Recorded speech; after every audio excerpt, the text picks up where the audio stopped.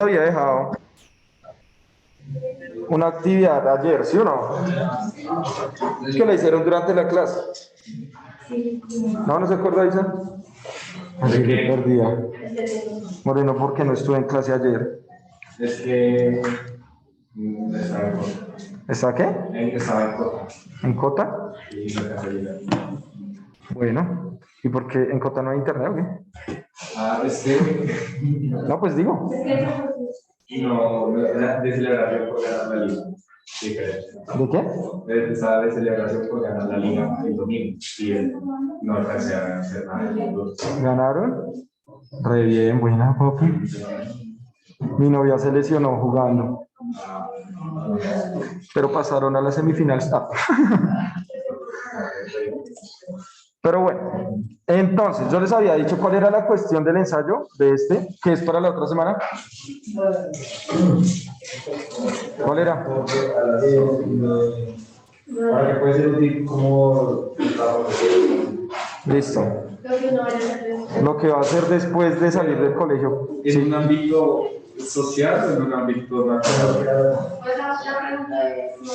O sea, es un aspecto muy amplio. Si tú quieres ponerlo en términos importantes para ti, eso es. Si para ti es importante el ámbito, o sea, ¿para qué va a servir? No, pues obviamente tiene que ser un ámbito social, o sea, socialmente para qué puede servir, pero tú socialmente lo puedes hablar desde ti. Digamos, si yo soy un idiota, por ejemplo, pongo por caso, el profesor Miguel es un idiota, ¿sí? Un perfecto idiota. Es decir, solo piensa en él y para él mismo. Entonces yo solo quiero hacer plata para vivir bien yo y ya, el resto me importa cinco, dependiendo la carrera, no sé. Ahora, lo que les está diciendo, porque algunos chicos no estaban ayer, ¿cierto? Era que no van a poner lo que van a hacer, ¿sí? Porque a algunos les tocará hacer otras cosas, sino lo que quieren hacer. Así no vayan a hacer. Digamos, por ejemplo, Moreno le toca estudiar, no sé, digamos una ingeniería, pero él quiere ser basquetbolista de la NBA. No vas a escribir la ingeniería, que es lo que te toca hacer por nacer en un país como Colombia, no, sino vas a hablar de tu proyección, de lo que tú quieres ser. ¿Sí me entiendes? O sea, lo importante es lo que ustedes quieran ser. Porque socialmente, obviamente, a muchos de ustedes les va a tocar hacer otras cosas que no quieren. O van a poner cosas encima de sus propios deseos. Lo importante del ensayo, de este ensayo, es que ustedes tengan en cuenta, guardianes en Contreras, o venga, yo se lo... No, la guardería de celulares, al final pasas por eso. Entonces, la idea es que ustedes escriban de por qué eso que ustedes quieren es importante. Entonces, o sea, uno puede hablar de, o sea, es que no sé si es una teoría o es algo confirmado, pero es algo que una escuché que es de actividades como suplementarias, que es como el humano a medida de la evolución, o sea, ya no ha tenido que sobrevivir en algunos casos, pues el instinto de supervivencia se ha ido perdiendo. Entonces, el mismo humano ha creado ciertas actividades que no son como necesarias, pero que el humano las crea, que son actividades de, o sea, actividades suplementarias que ayudan a generar esas hormonas que lo hacen a uno sentir que está sobreviviendo. Bueno, digamos, por ahí puede ir el asunto. Por ejemplo, nosotros, yo en algún momento les explicaba ayer que desde la biología nosotros nos movemos en algo que se llama el funcionalismo. Bueno, desde las ciencias naturales en general, que es el funcionalismo. ¿Qué es el funcionalismo? Algo está ahí para. No sé, hay otras teorías que dicen no todo está ahí para cumplir una función, sino hay cosas que acontecen y ya, no necesariamente tienen una función. Ahora, que yo no le vea una función no quiere decir que no la tenga, porque si es importante para mí es porque por lo menos a mí me mueve. Por ejemplo, evolutivamente, digamos, si yo quiero ser un diseñador gráfico solo para hacer cómics, ya, lo único que me interesa. Eso no quiere decir que eso no sea importante, mucho menos que no sea funcional. Por ejemplo, si ustedes estuvieron en el foro y vieron una ponencia del foro, había una que era con cine y con cómics, ¿sí? Los cómics son muy importantes, igual que las rondas y canciones infantiles. O sea, imagínense un mundo machista sin arroz con leche. Si han escuchado la letra de arroz con leche, ¿no? Arroz con leche, me quiero casar con una señorita de la capital, que sepa coser, que sepa lavar, planchar, mejor dicho, soy la. Imagínense el machismo sin esa canción. ¿Cómo sería la sociedad hoy en día? Pero desde chiquitos nos van configurando. ¿Por qué los hombres prestamos servicio militar? Porque Mambrú se fue a la guerra. Qué dolor que tiene? No, que se fue a la guerra. No sé si volverá. Entonces nos empiezan a configurar desde chiquitos. Eso es muy importante. Los cómics hacen la misma función, por ejemplo. Porque Capitán América aparece en un contexto específico, ¿no? Y un montón de personajes también alrededor de eso que ayudan a visibilizar. Por ejemplo, ¿qué tan importante puede llegar a ser El Señor de los Anillos? Pues El Señor de los Anillos se escribió en el contexto, al igual que Narnia, de la Segunda Guerra Mundial. ¿Sí? Fue lo que hizo J.R.R. Tolkien. Ahora, ¿quiénes son esos autores? Si saben la historia de los autores de Narnia y El Señor de los Anillos, manes eran unos bobos, o sea, no servían para nada. Uno era profesor, los dos eran profesores de lengua y filosofía de Oxford, ¿sí? Entonces un día estaban así, J.R.R. Tolkien era de filología. ¿Sí saben qué es la filología, no? Disciplina de la rama de la filosofía que se encarga del estudio de las culturas a partir de su lenguaje. Es muy complicado. Entonces, un día los dos mancitos están así esparchados en la universidad después de salir de dar una clase y dijeron, oye, mi perro, ¿qué te parece la mitología nórdica? Como Mela, ¿no? Entonces tuvieron una discusión y los dos apostaron. Dijeron, no, el que escriba la mejor obra literaria alrededor de la fundamentación de una mitología es el más teso. Efectivamente, ganó J.R.R. Tolkien, el creador del Señor de los Anillos, porque si Narnia puede ser una buena obra, pues el mancito creó más de 10 lenguajes diferentes, creó todo un universo.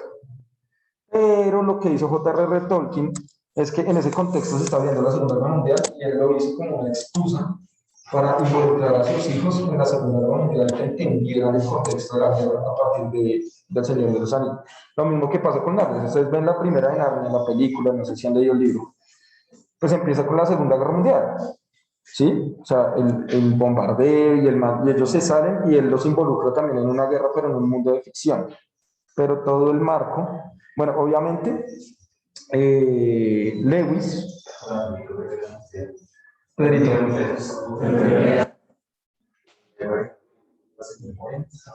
Moreno, claro que sí, Pedrito. Listo. Entonces, obviamente, si ustedes se fijan, pues Lewis, el creador de Narnia, pues era muy religioso, ¿no? Porque pues incluso es una apología a Jesús, Narnia.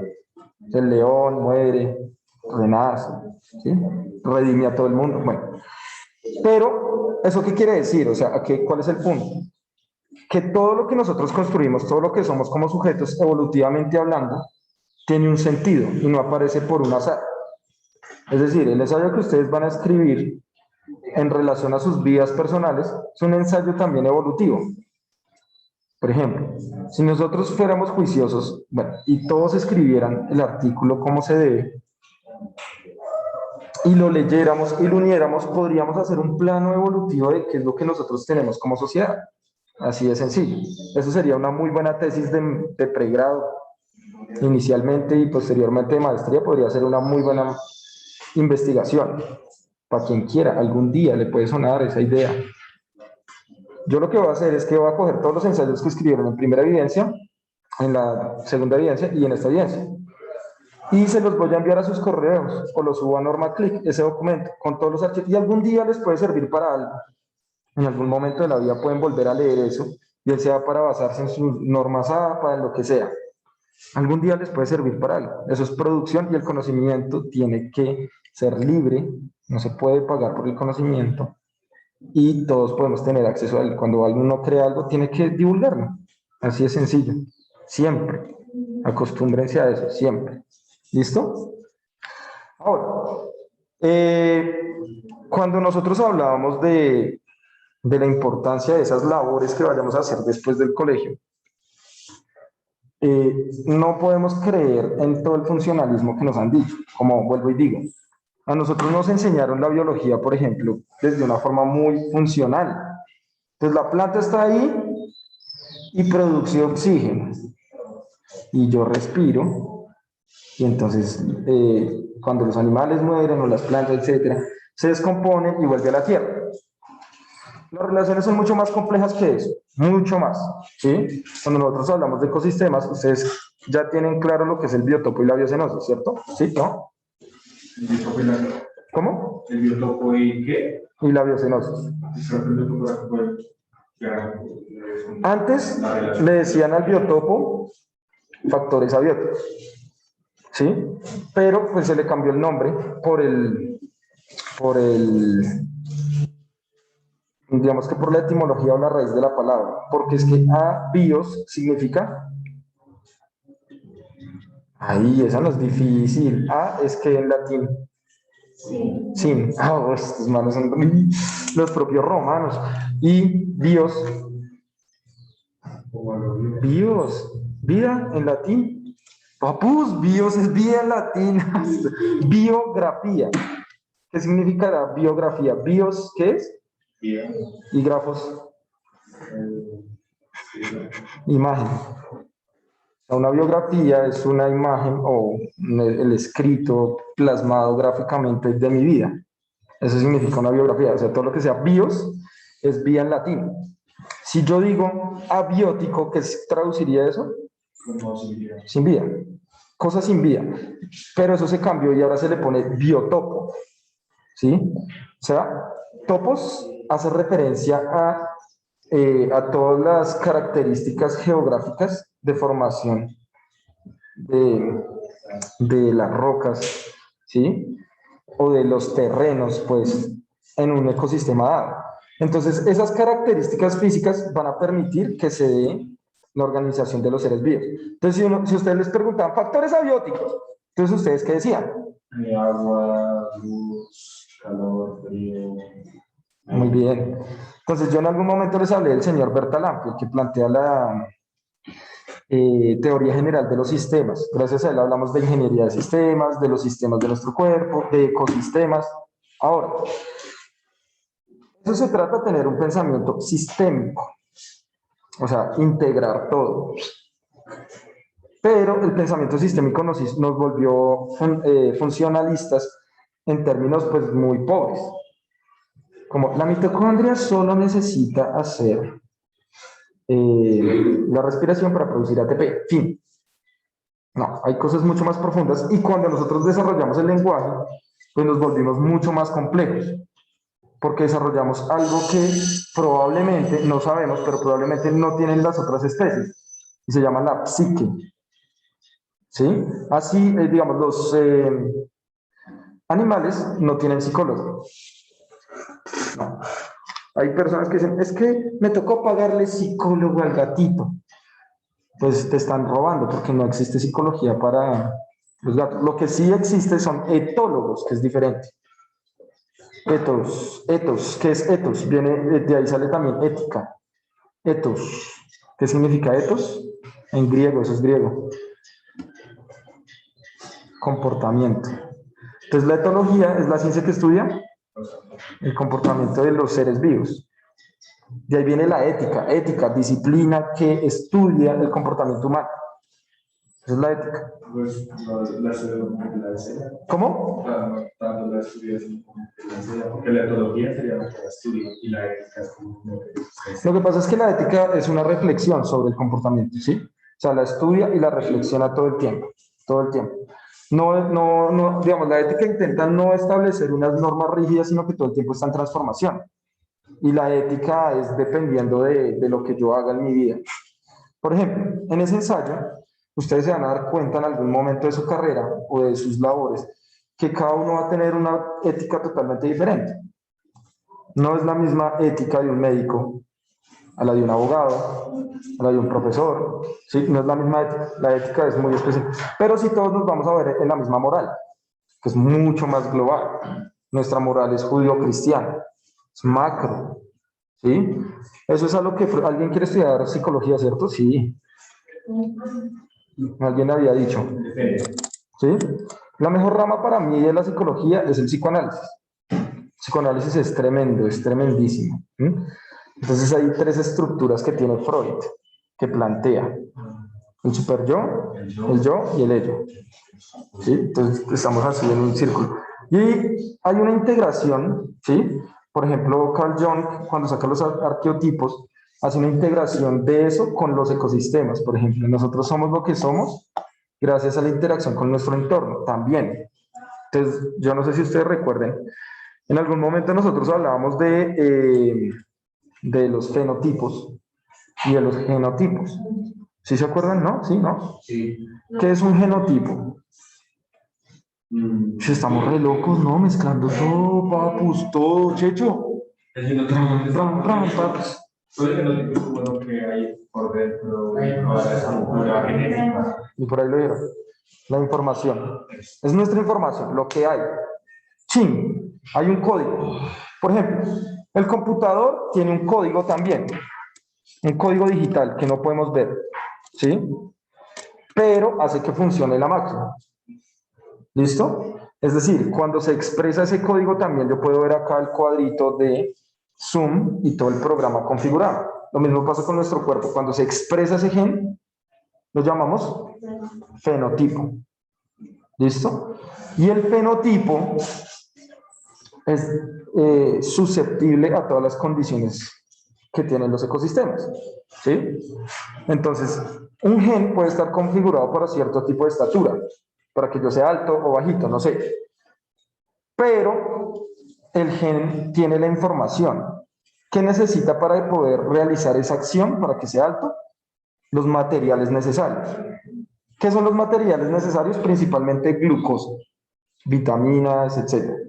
Por ejemplo, hay una relación directa entre los niveles de formación académica muy preparada y la clase social. Entre más pobre sea una persona, menos posibilidades tiene de alcanzar un desarrollo académico.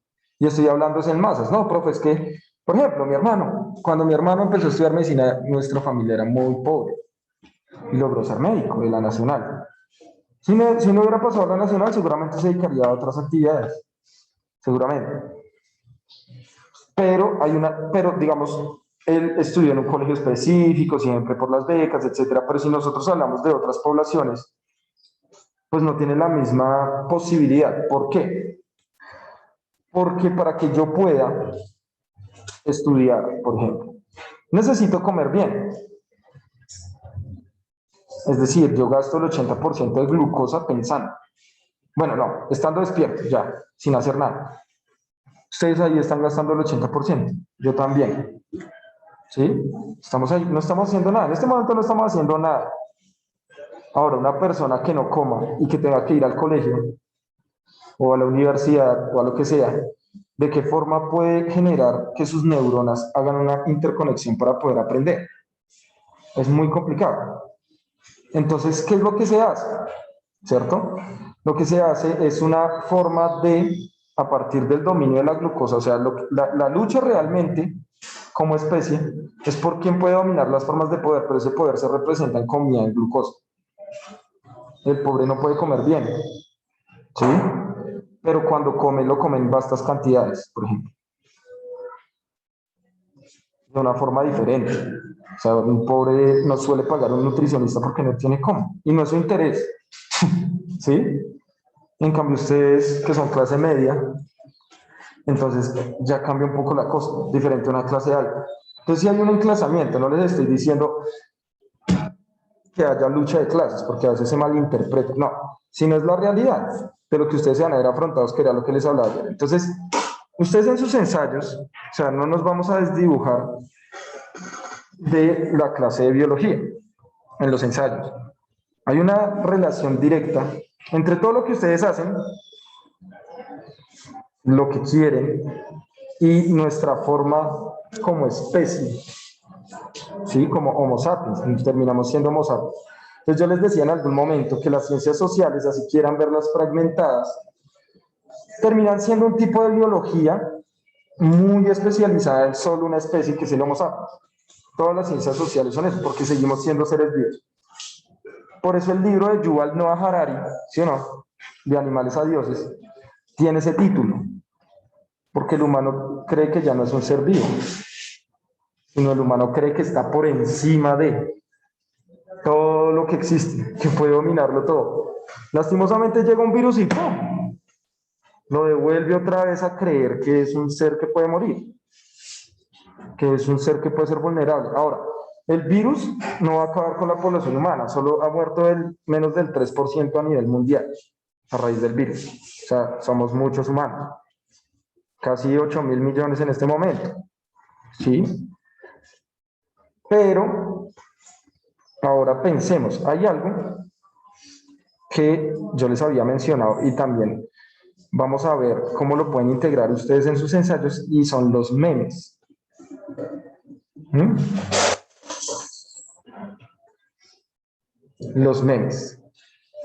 Los memes son unas estructuras culturales que crearon nuestro sistema nervioso y nos permiten ser lo que somos. ¿Sí? Entonces busquemos memes. Nos reímos un rato. Ya aprendo, ya aprendo. Aprender la fiesta. ¿Qué? Oiga, Moreno, ¿usted le gusta Marvel? ¿Cierto que no? O sea, sí, pero prefiero DC. O sea, ¿no se pilló el tráiler de Spider-Man? No, pero por ahí vi que apareció pues, los 600. ¡Apu! Lo que se viene. Es que igual Spider-Man es chévere porque es como único. Es que siempre entre Marvel y DC tienen superhéroes parecidos. Pero Spider-Man es como el único que no está fuera del DC. Es el único, sí. No tienes como en Spider-Man. O sea, podría ser Flash, pero Flash es más como Quicksilver.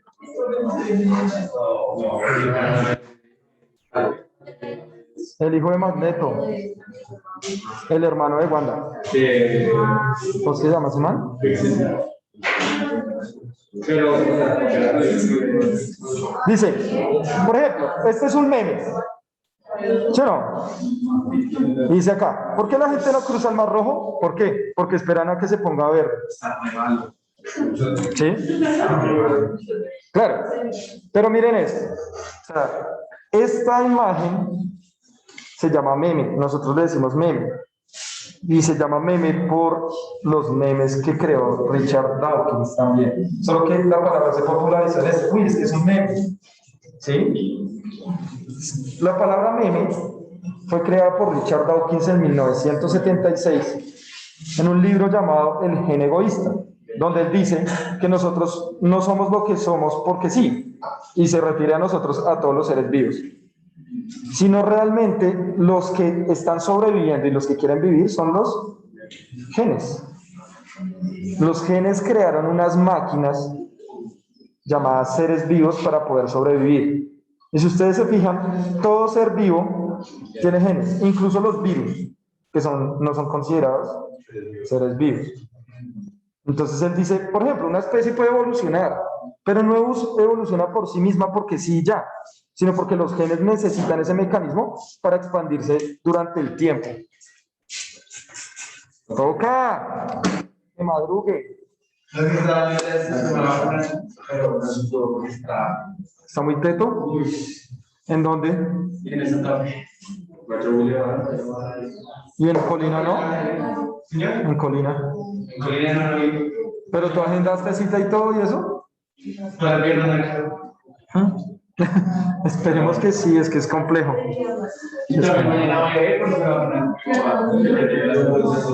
¿De cuál? ¡Faisa!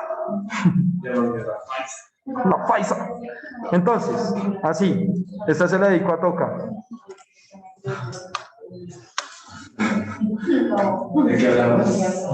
No sé, pero qué interesante, cuéntame más. De memes.